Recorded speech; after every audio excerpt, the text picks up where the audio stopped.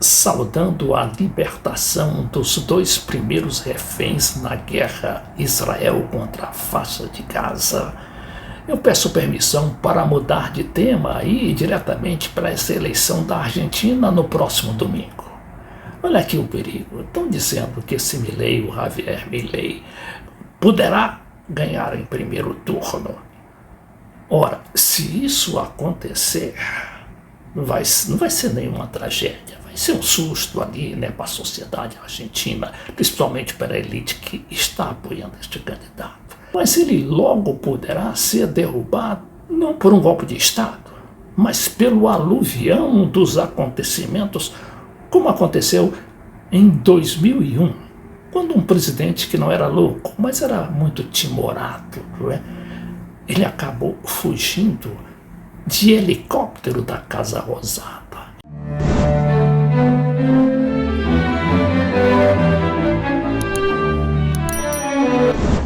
Eu me refiro aqui às propostas do Milei, que são tão descabidas, né, que aquilo não cabe em situação política nenhuma.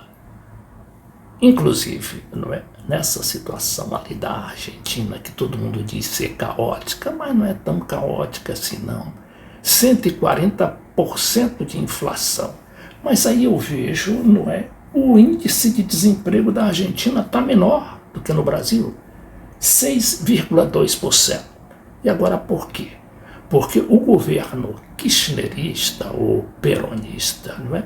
É um governo que tem a preocupação com a inclusão social, aliás, como é de todos os governos peronistas desde 1946, quando o Perón assumiu o poder. Bom, falam também que o dólar está custando quase ou até mais do que 1.000 pesos. E aí vem esse Milei, não é? Que é um demagogo, um histriônico, mas que conseguiu captar a raiva, o descontentamento do argentino, principalmente da juventude, e agora está dizendo que vai resolver o problema com o quê? Com o fechamento do Banco Central, com a dolarização, ou seja, a introdução da moeda do dólar como moeda nacional, só que não tem a devida base monetária e financeira, porque o país está sem dinheiro. Quer dizer que é totalmente impraticável essa primeira ideia, não é? Fechar o Banco Central até que pode, mas para botar o que no lugar do Banco Central? Além do mais, tem o rompimento de relações diplomáticas com o Brasil, com a China e com o Mercosul. O que é que ele quer? Ele vai ter maioria no Congresso para sustentar essas posições?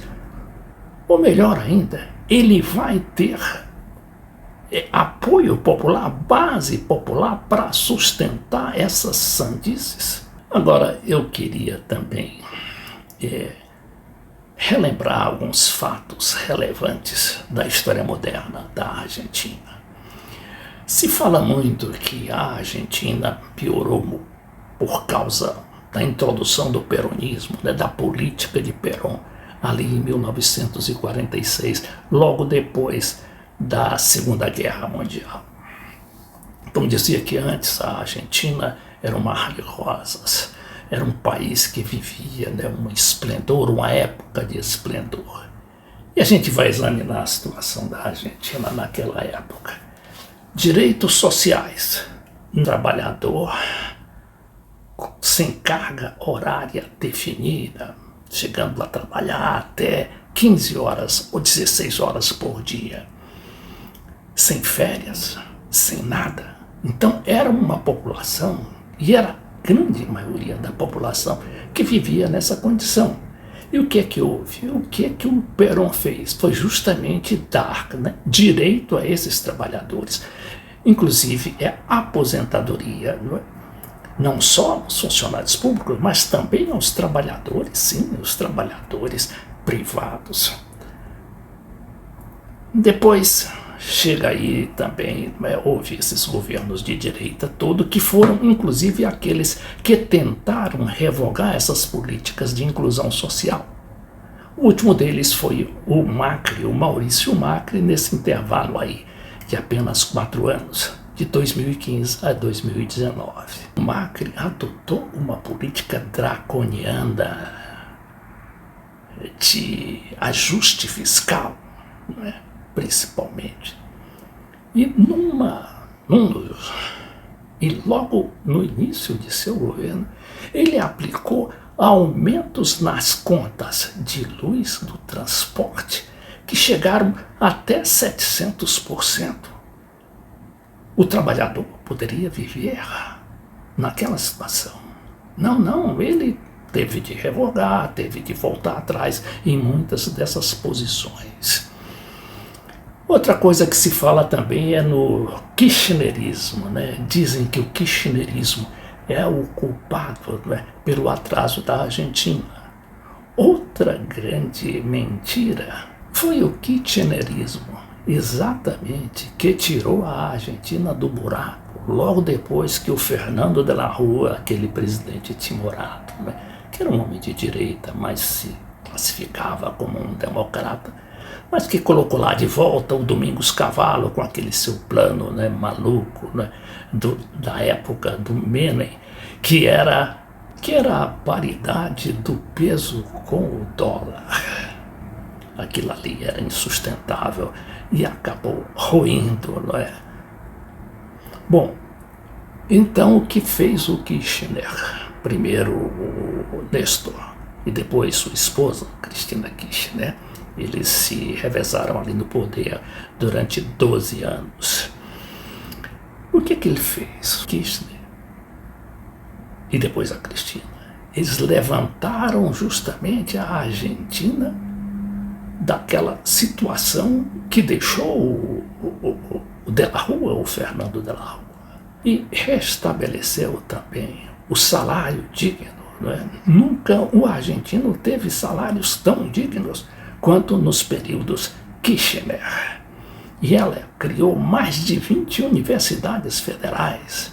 Antes, Buenos Aires era uma ilha, não é? Ali só as grandes faculdades, os grandes centros de excelência ficavam em Buenos Aires e o resto da população, né, ficava todo à mercê de Buenos Aires. Quem não tivesse dinheiro, quem não tivesse condições de viajar para Buenos Aires, ficaria no meio do caminho. A Cristina não fez questão de distribuir essas 20 universidades, né, por todo o país. Houve também a volta da inclusão social.